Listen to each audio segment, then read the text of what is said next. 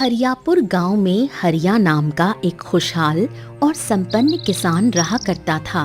हरिया के परिवार में उसकी पत्नी राधा, उसकी पुत्री सोनल और उसका पुत्र रतन थे। सोनल जहां 3 वर्ष की थी, वहीं रतन 5 वर्ष का था।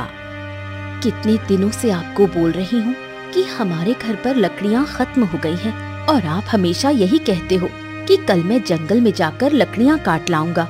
आज तो घर में इतनी भी लकड़ियाँ नहीं है कि रात का चूल्हा जल जाए। आहा राधा, तुम भी ना। भाई चिंता मत करो, आज मैं खेत में नहीं बल्कि जंगल में लकड़ियाँ काटने के लिए जाऊंगा। ले आऊंगा लकड़ियाँ। हाँ। इतना कहकर हरिया कुल्हाड़ी लेकर जंगल की ओर निकल गया। कुछ देर बाद हरिया घने जंगल में पहुंच गया। हाँ, वैसे तो चाहे तो मैं बाजार से भी लकड़ियाँ खरीद सकता हूँ, लेकिन न जाने क्यों मुझे तो मेहनत करके ही मजा आता है। चलो काटा जाए। इतना कहकर हरिया एक वृक्ष को काटने लगा। कुछ ही देर में वो पसीने से तरबतर हो गया। तभी जंगल में एक भारी पुरुष आवाज गूंजी। जल्दी कर, ये मुझको दे दे मुझको ये, तू दे दे। हाँ, यहाँ तो मेरे अलावा और कोई नहीं है। फिर ये आवाज किसकी? कौन है? हरिया इधर उधर देखने लगा। तभी उसे कुछ दूर एक वृक्ष के नीचे खड़ा हुआ एक व्यक्ति दिखाई दिया। उसी क्षण हरिया के कानों में एक बच्चे के रोने की आवाज टकराई, जो उस पुरुष के पास से आ रही थी। मैं कह रहा हूँ अभी भी समय है। अपनी मर्जी से तूने जो गले में पत्थर का हार पहन रखा है, उसे मेरे हवाले कर दे। दे दे। ये सुनकर बच्चा जोर से रोने लगा। ओ, बस कर जा, बस कर जा, बस बस बस बस। जादू का डोंगरा को बच्चों के रोने की आवाज से चिढ़ होती है। ओ, मैं तुझे मार भी तो नहीं सकता जब तक तेरे गले में ये हार है। क्या करूं, क्या करूं, क्या करूं? एक काम करता हूँ, इसके पास शेर बनकर जाता हूँ। शेर को देखकर ये बच्चा डर जाएगा और चुपचाप अपने गले से ये पत्थर का हार उतारकर मुझको दे देगा। फिर अपने रूप में आकर मैं इस हार को हासिल कर लूंगा। लेकिन शेर का रूप धारण करने के लिए मुझे एक बार शेर को अपनी आंखों से देखना होगा, उसे स्पर्श करना होगा, और उसके लिए मुझे यहाँ से कुछ देर के लिए गायब होना होगा। इतना कहकर वो व्यक्ति चुटकी बजाते हुए रंग बिरंगी चमक के साथ गायब हो गया। बाप रे, यह तो बहुत बड़ा जादूगर मालूम पड़ता है। जरूर इस बच्चे ने गले में जो पत्थर का हार पहन रखा है वो बहुत ही खास होगा। मुझे विश्वास है कि अगर जादूगर ने इस बच्चे से हार ले लिया तो इसके बाद वो इसे निर्दयता से मार डालेगा। मुझे इस बच्चे की जान बचानी चाहिए, इससे पहले कि वो जादूगर वापस आ जाए। हाँ। इतना कहकर हरिया दौड़ते हुए उस बच्चे के पास गया। हाँ, बस बस बस बस, चुप हो जा बेटा, चुप हो जा, डरो मत। इससे पहले कि जादूगर वापस आए मैं तुम्हें यहाँ से ले जाता हूँ। चलो बेटा, चलो। हरिया बच्चे को लेकर जंगल से बाहर निकल पड़ा और सीधे अपने घर पहुँचा। घर पर हरिया के साथ एक अनजान बच्चे को देखकर राधा चौंक गई। क्या हुआ? आप जंगल से लकड़ियाँ काटने गए थे? आपकी पीठ पर लकड़ियों का गट्ठर तो दिखाई नहीं दे रहा, और ये बच्चा किसका है? हरिया कांपते हुए स्वर में अपनी पत्नी राधा को सारी घटना बताने लगा। तो फिर आप इस बच्चे को यहाँ क्यों ले आए? न जाने ये कौन है, कहीं वो जादूगर इसके पीछे यहाँ तक ना आ जाए और इसके चक्कर में कहीं हम सबको नुकसान ना उठाना पड़े। अब क्या कहूँ राधा, यह विचार मेरे मन में भी आया था, लेकिन न जाने क्यों इस बच्चे को देखकर मुझे बहुत तरस आ गया। अगर मैं इसे ऐसे ही छोड़ देता तो मुझे पूरा विश्वास है कि वो जादूगर इसे मार डालता। राधा बहुत देर तक सोचती रही, फिर बच्चे की ओर देखकर बोली, तुम्हारा नाम क्या है? बच्चा गहरी सोच में डूब गया और धीमे स्वर में बोला, मुझे कुछ भी याद नहीं।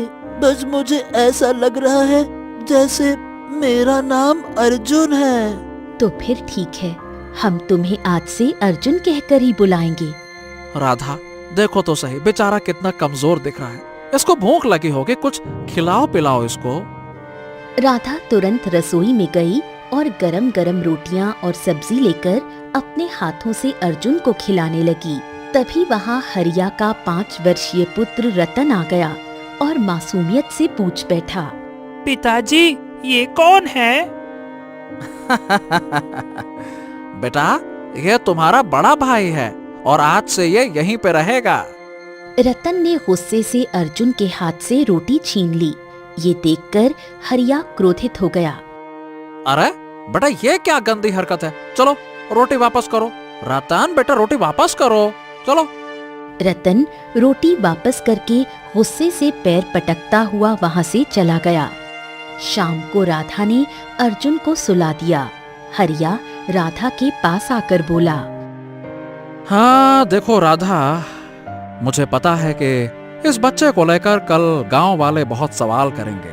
तुम केवल गांव वालों से और यहाँ तक कि अर्जुन और सोनल से भी हमेशा यही बताना कि अर्जुन मुझे जंगल के तालाब के किनारे मिला था, जो कि अकेला था, अनाथ था, और बस मैं उसे उठा लाया। जादूगर का जिक्र कभी भी किसी से मत करना, नहीं तो लोग तरह तरह के सवाल करेंगे, उंगलियां उठाएंगे, है ना?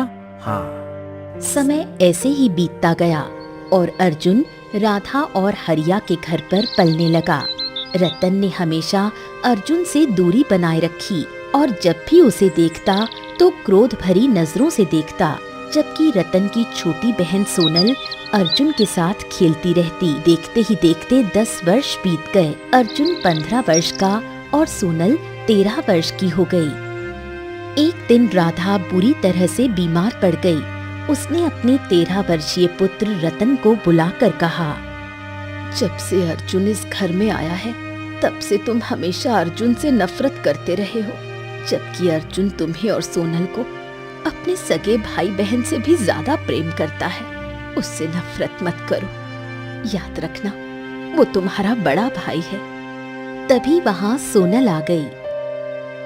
सोनल, तुमने हमेशा अर्जुन को अपना बड़ा भाई माना है, उसे हमेशा अपना बड़ा भाई ही मानना, हमेशा उसे सम्मान देना, कभी उसे अपमानित मत करना और ये एहसास मत दिलाना कि वो हमारा खून नहीं है। रतन और राधा की आंखों से आंसू बहने लगे। कुछ ही समय बाद राधा का निधन हो गया। हरिया ने अपनी पत्नी राधा का अंतिम संस्कार कर दिया। कुछ समय ऐसे ही बीत गया। अर्जुन अब अकेला पड़ गया। एक दिन रतन उदास बैठा था कि तभी अर्जुन उसके पास आकर बोला, रतन, क्या बात है? तुम उदास क्यों हो? मुझे बताओ, मैं ऐसा क्या करूं जिससे तुम्हारी उदासी दूर हो जाए? मेरी उदासी का कारण तो तुम हो। जब से तुम इस घर में आए हो तब से माँ ने मुझसे कभी भी ऐसा प्रेम नहीं किया जैसा वो तुम्हारे आने से पहले करती थी। तुम्हारे आने के बाद ही मेरी माँ इस संसार को छोड़कर चली गई। मुझे बहुत गुस्सा आती है इस बात पर। तभी वहाँ सोनल आ गई। भैया, ये तुम क्या कह रहे हो? माँ के जाने का जितना अफसोस तुम्हें है उतना ही अर्जुन भैया को भी है। ये हमारा कुछ भी नहीं लगता। और कान खोल के सुन ले सोनम, ये तेरा भी कुछ नहीं लगता। तेरा भाई केवल मैं हूँ, मैं, ये नहीं है। ये सुनकर अर्जुन उदास हो गया और वहाँ से चला गया। समय ऐसे ही बीतता गया। 10 वर्ष और निकल गए। रतन और सोनल अब जवान हो चुके थे और अर्जुन भी। एक दिन अर्जुन अपने घर आया ही था, तभी उसके वृद्ध पिता हरिया ने उसे अपने पास बुलाया। बेटा, मुझे नहीं लगता कि अब मैं ज्यादा समय तक इस संसार में जिंदा रह पाऊंगा।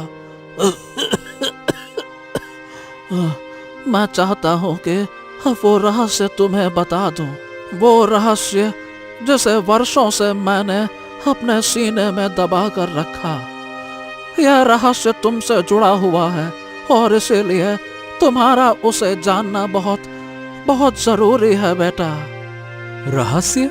कैसा रहस्य पिताजी, बताइए ना।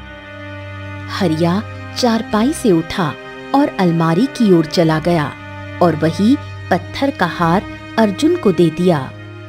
हाँ बेटा, इस हार को मैंने वर्षों संभाल के रखा था। यह तुम्हारा है। हाँ। अर्जुन उस हार को गौर से देखने लगा, मानो वो उसे पहचानने का प्रयास कर रहा हो। हरिया ने उसे पूरी घटना बताई कि किस तरह अर्जुन उसे जंगल में मिला था और किस तरह एक जादूगर इस हार को छीनना चाहता था और कैसे हरिया अर्जुन को बचाकर घर ले आया था। सारी बातें सुनकर अर्जुन चौंक गया। उसने हार को अपने गले में पहन लिया। मैं तो अब तक यही समझता था पिताजी, जो मैं अब तक सुनता आया हूँ, कि आप मुझे एक तालाब के किनारे से लाए थे और मैं एक अनाथ हूँ। हाँ, नहीं बेटा, मैं नहीं जानता कि तुम अनाथ हो या किसके पुत्र हो या कौन हो।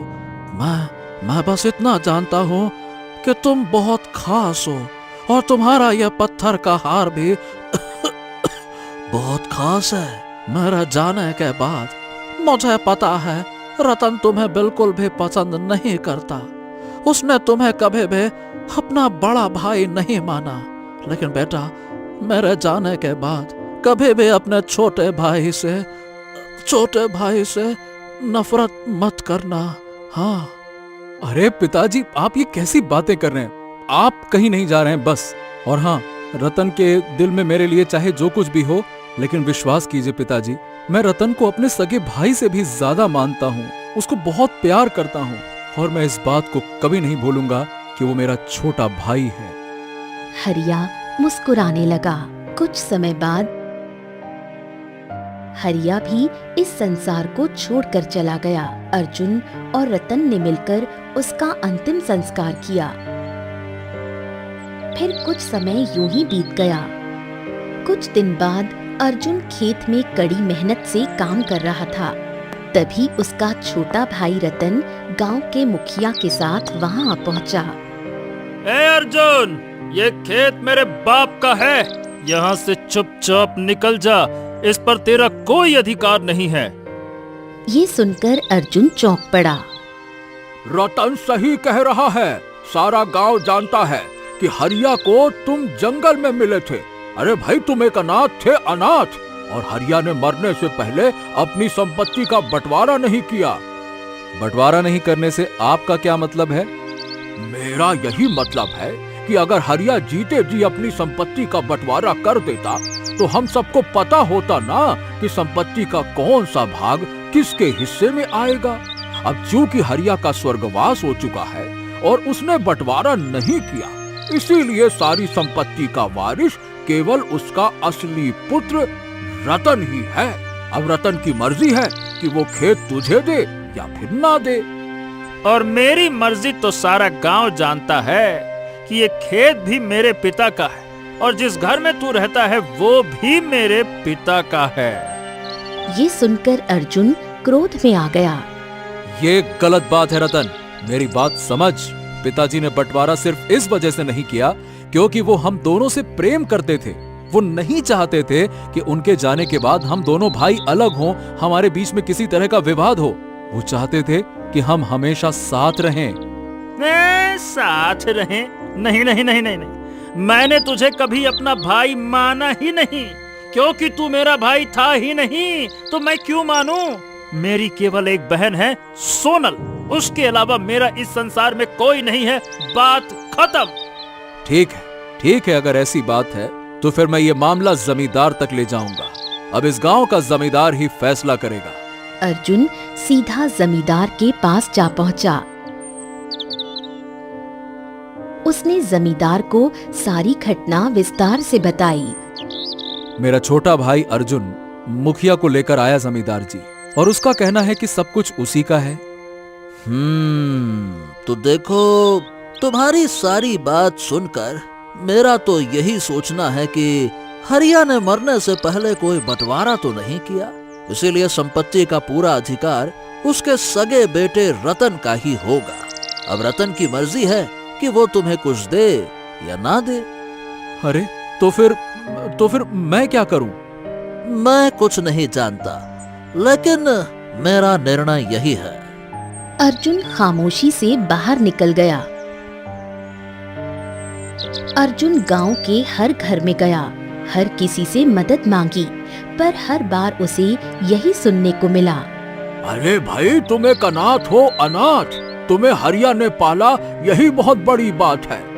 हर तरफ से अपमानित होकर अर्जुन अपने घर लौट आया, लेकिन दरवाजे पर ही रतन ने उसका रास्ता रोक लिया।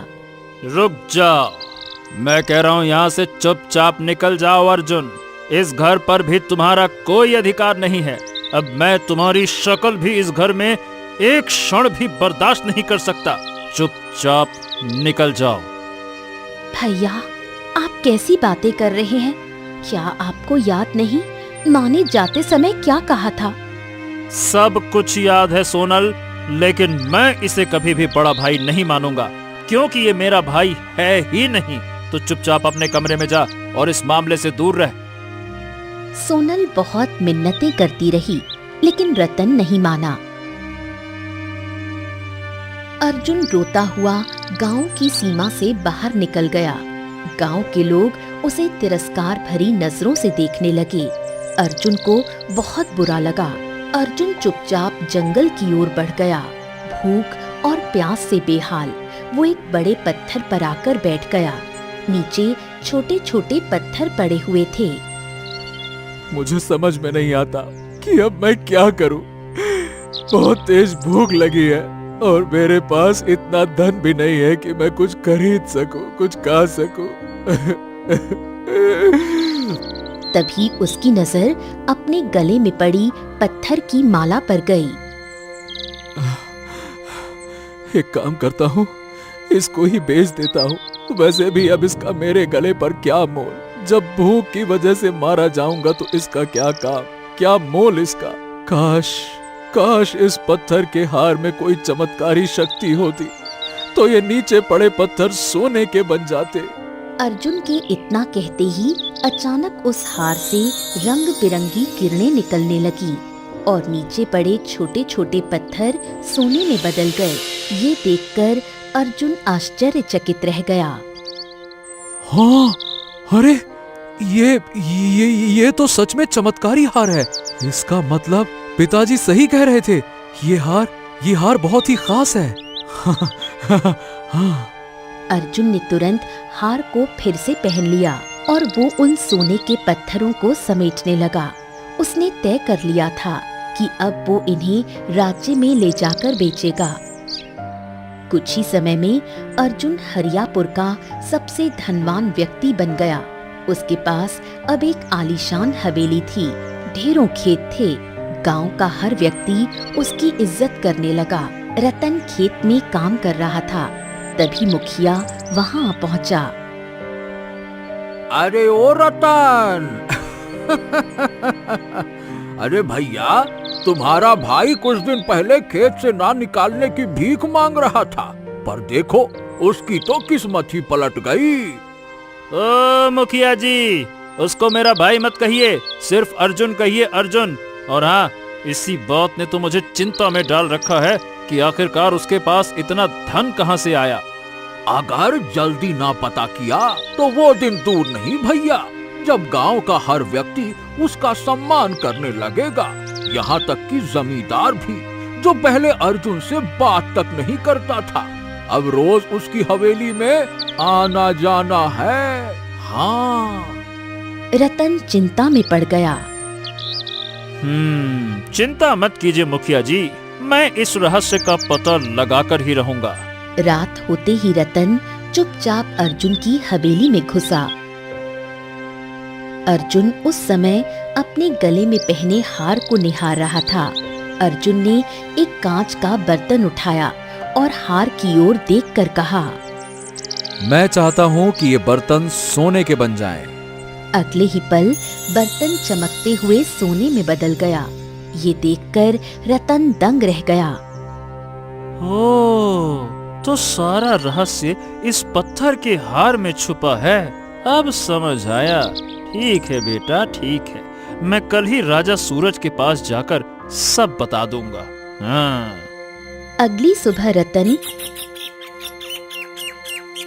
सीधा राजमहल जा पहुंचा और राजा सूरज को सारी घटना बता दी।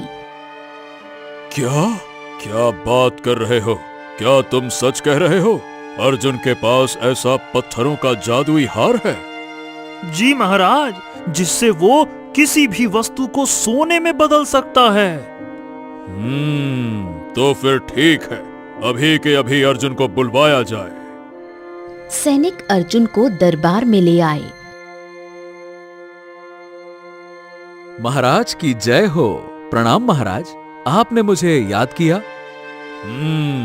हमें ज्ञात हुआ है कि तुम्हारे पास एक जादुई पत्थरों का हार है जिससे तुम वस्तुओं को सोना बना सकते हो। लाओ, तुम उसे हमें दे दो। अरे लेकिन आपको हार के बारे में कैसे पता चला?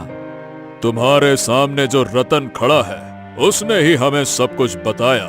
रतन अर्जुन की ओर व्यंग्यात्मक मुस्कान से देखने लगा। महाराज, मैं ये हार आपको नहीं दे सकता। राजा सूरज ने तुरंत तलवार निकाल ली और तलवार रतन की गर्दन पर रख दी। महाराज महाराज महाराज, मैंने तो आपको जानकारी दी थी और आप मेरी ही गर्दन पर तलवार रख रहे हैं। ये क्या बात हुई महाराज?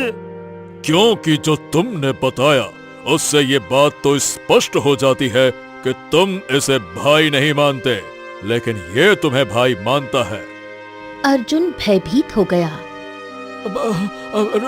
ठीक है महाराज, ठीक है। तलवार हटा लीजिए, मैं हार सौंप देता हूँ।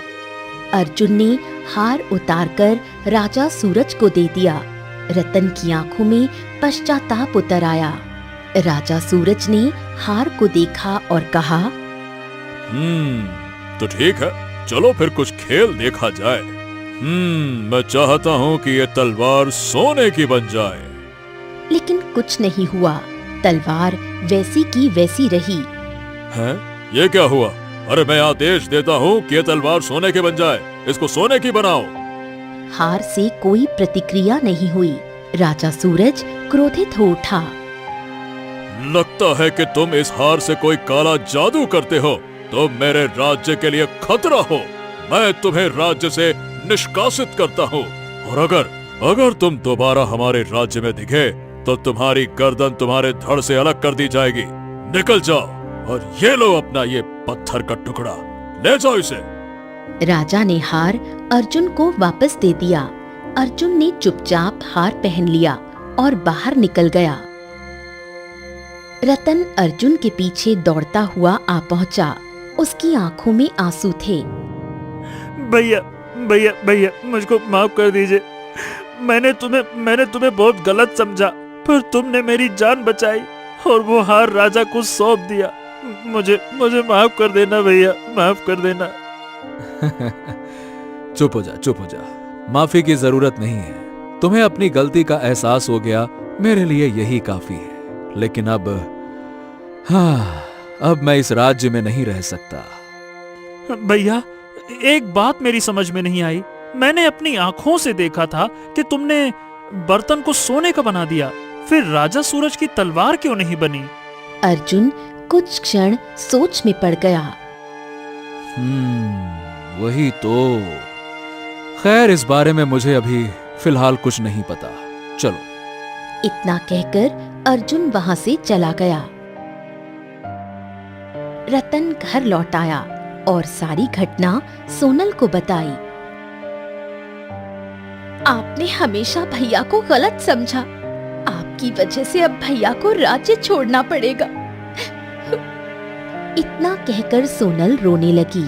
अर्जुन ने रात के अंधेरे में अपना घर बार, जमीन जायदाद सब छोड़ दिया और जंगल से होते हुए दूसरे राज्य की ओर राह पकड़ ली। सुबह के समय राजा सूरज अपने महल में बैठा हुआ था। तभी रंग बिरंगी किरणों के बीच से एक लंबी चौड़ी कदकाठी वाला व्यक्ति प्रकट हो गया। राजा सूरज और दरबार के लोग उसे देखकर दंग रह गए। हाँ, कौन हो तुम? कौन हो? मेरा नाम जादूगर डोंगरा है। अब मुझे साफ साफ बताओ, वो लड़का कहाँ है जिसके पास वो पत्थरों का हार है? हाँ, लगता है तुम अर्जुन की बात कर रहे हो, लेकिन तुम्हें उससे क्या मतलब? हाँ, मुझे वो हार किसी भी कीमत पर चाहिए। बरसों से मैं उसे ढूंढ रहा था। बरसों तक उसने जादुई पत्थरों का उपयोग नहीं किया, इसीलिए मेरी नजरों से बचा रहा। बताओ, वो कहाँ है? बताओ। वो हरियापुर गांव में रहता है, जो यहाँ से कुछ दूरी पर है। अब क्योंकि मैं यहाँ आ ही चुका हूँ, तो क्यों ना थोड़ा और शक्तिशाली हो जाऊं। शायद तुम जानते नहीं, मेरे अंदर एक विशेष शक्ति है। मैं मनुष्य की सारी शक्ति अपने शरीर में खींच लेता हूँ और उसे पत्थर में बदल देता हूँ। अगले ही क्षण राजा सूरज और दरबार के लोग रंग बिरंगी किरणों से पत्थर में बदल गए। जादूगर डोगरा मुस्कुराते हुए वहां से गायब हो गया। इत्तेफाक से राज दरबार के पीछे एक छोटा कमरा खुला था। उसमें एक व्यक्ति छुपा हुआ था। वो ये सब देख रहा था। हाँ, इसका मतलब कि अर्जुन के परिवार और गांव के लोग खतरे में हैं। मुझे तुरंत ही ये खबर हरियापुर गांव तक पहुंचानी होगी। हाँ। वो व्यक्ति हरियापुर की ओर दौड़ पड़ा। रतन उदास बैठा था। तभी जादूगर डोगरा अचानक प्रकट हो गया। बता, ओए लड़के, बता, अर्जुन कहाँ है? मुझे उस पत्थरों के हार की जरूरत है। अरे तुम कौन हो?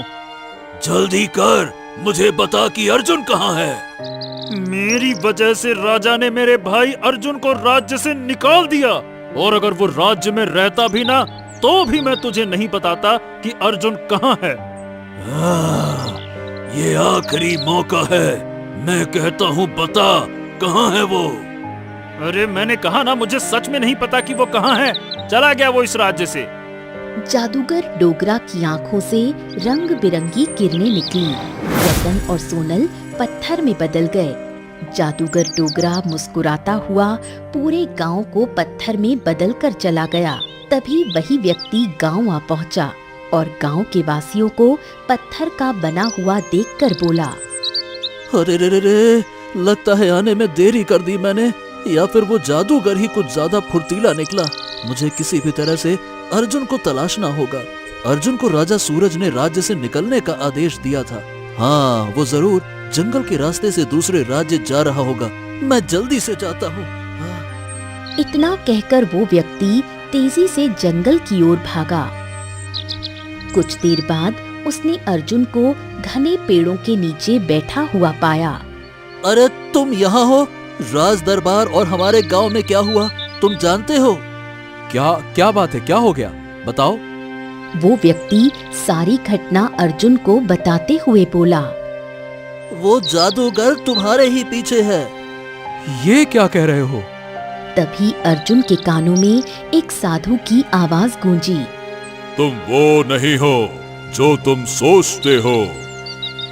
प्रणाम साधु महाराज, आप कौन हैं? मैं वो साधु हूँ जो तुम्हें बताने आया हूँ। तुम्हें जानना होगा कि तुम्हारी पत्नी राजकुमारी स्वप्न लेखा जादुई महल में पत्थर बनी हुई है और तुम्हें उसे आजाद करना होगा। क्या? ये आप क्या कह रहे हैं साधु महाराज? मैं तुम्हें सारी सच्चाई बताऊंगा। तुम कोई साधारण मनुष्य नहीं हो। अच्छा, तो फिर मैं कौन हूँ? साधु रहस्यमय अंदाज में बोला। सुनो, मैं भी तुम्हारे ही राज्य का वासी हूँ। तुम जो गले में पत्थरों का हार पहने हुए हो ना, ये पत्थर बहुत ही खास है। तुम्हारे राज्य पर काफी समय से एक जादूगर की बुरी नजर थी, लेकिन वो अपने मकसद में तब तक सफल नहीं हो सकता था जब तक कि उसे तुम्हारे गले से ये विचित्र पत्थरों का हार न मिल जाए। और तुम्हारे पास ये हार रहते हुए वो तुम्हें कभी भी मार नहीं सकता था, क्योंकि ये हार तुम्हारी रक्षा करता था। बस इसी बात से क्रोधित होकर एक दिन वो तुम्हारे राज्य में आया और उसने अपनी जादुई शक्ति से सबको पत्थर बना दिया। उसने तुमसे कहा कि ये हार तुम उसे अपनी मर्जी से सौंप दो। उसने तुमसे बहुत कहा, लेकिन तुमने इनकार कर दिया। जादूगर बहुत शक्तिशाली था।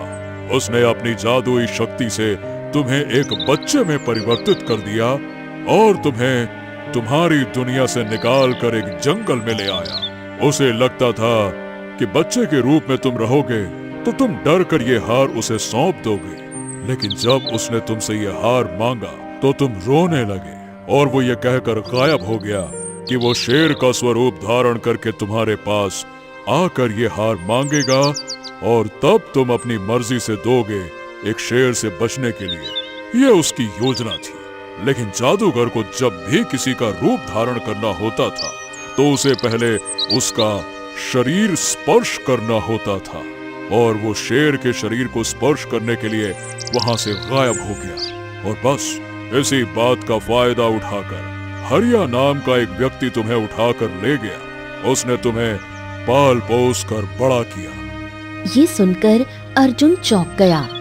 ओ साधु महाराज, अगर ऐसी बात है तो वो जादूगर ये हार मुझसे छीन क्यों नहीं सकता था? वो हार छीन नहीं सकता और इस हार की यही तो विचित्रता है। जब तक हम इस हार को अपनी मर्जी से ना सौंपें तब तक ये किसी और को प्राप्त नहीं हो सकता। इतना कहकर साधु अर्जुन के नजदीक आकर बोला, अब मेरी बात ध्यान से सुनो। तुम्हें अपने राज्य वापस जाना होगा और जैसे ही तुम अपने राज्य में कदम रखोगे तुम्हारी सारी याददाश्त वापस आ जाएगी। जादूगर तुम्हारे पास आ जाएगा और जब तक तुम उसे हराओगे नहीं तब तक कुछ भी ठीक नहीं होगा। और अब तो उसने हरियापुर गांव और उस राज्य के राजा को भी पत्थर का बना दिया है। वो सब अपनी असली अवस्था में तभी आ पाएंगे जब वो जादूगर मारा जाएगा। उसे मारने का एक बहुत ही आसान तरीका मैं तुम्हें बताता हूँ, जो पहले भी मैंने बताया था, लेकिन उस समय तुमने मेरी बात नहीं मानी थी। हाँ, बताइए ना साधु महाराज, अब मैं मानूंगा, बताइए। जब जादूगर से तुम्हारा आमना सामना हो तब तुम उससे कहना कि तुम हार मानते हो और ये हार अपनी मर्जी से उसे सौंपते हो। याद रखना, जैसे ही ये हार तुम उसके हाथ में दोगे तुम केवल एक बात कहना, ये हार आज से तुम्हारा हुआ। लेकिन ये तभी तुम्हारा होगा जब तुम्हारे मन में बुराई का एक भी अंश ना हो। और क्योंकि जादूगर के अंदर अच्छाई का एक भी कण नहीं है तो हार के स्पर्श से वो जलकर राख हो जाएगा। इतना कहकर साधु ने मंत्र पढ़ा और अर्जुन का हाथ पकड़ लिया। अगले ही पल अर्जुन ने अपने आप को एक विचित्र राज्य में पाया। यही तुम्हारा महल है। अचानक अर्जुन का दिमाग भारी हो गया और वो बेहोश हो गया। कुछ देर बाद उसे होश आ गया। हाँ, मैं इस राज्य का राजा हूँ। मुझे सब कुछ याद आ गया। मैं इस राज्य का राजा अर्जुन हूँ। वो दौड़ते हुए अपने महल की ओर चला गया, जहाँ उसने देखा एक बहुत ही सुंदर युवती पत्थर की बनी हुई थी। तभी वहाँ पर रंग बिरंगी किरणों के साथ जादूगर डोगरा प्रकट हो गया।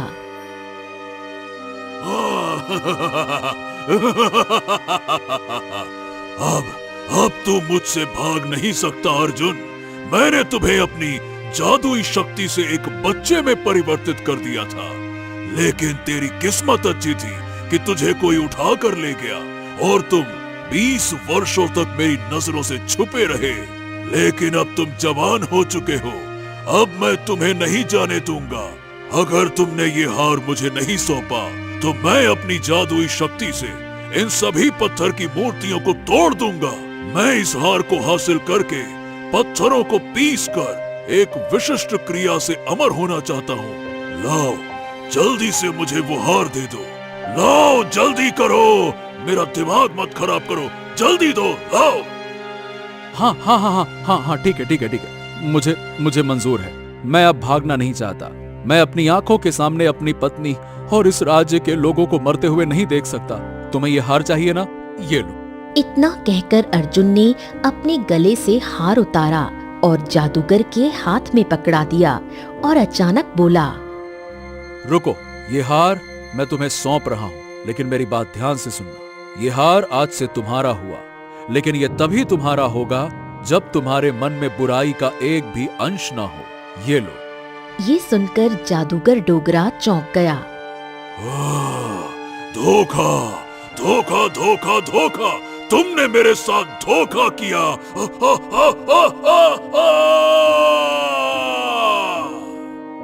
इतना कहकर जादूगर के शरीर में आग लग गई। रंग बिरंगी किरणों से वही साधु प्रकट हो गया। मूर्ख, ये हार केवल अच्छाई का प्रतीक है। तेरे जैसे पापियों को ये हार स्वीकार नहीं करता। जादूगर जलकर राख हो गया और हार जमीन पर गिर गया। हार के जमीन पर गिरते ही अर्जुन ने सिर उठाया और देखा कि सभी रंग बिरंगी मूर्तियां फिर से जीवित हो गईं।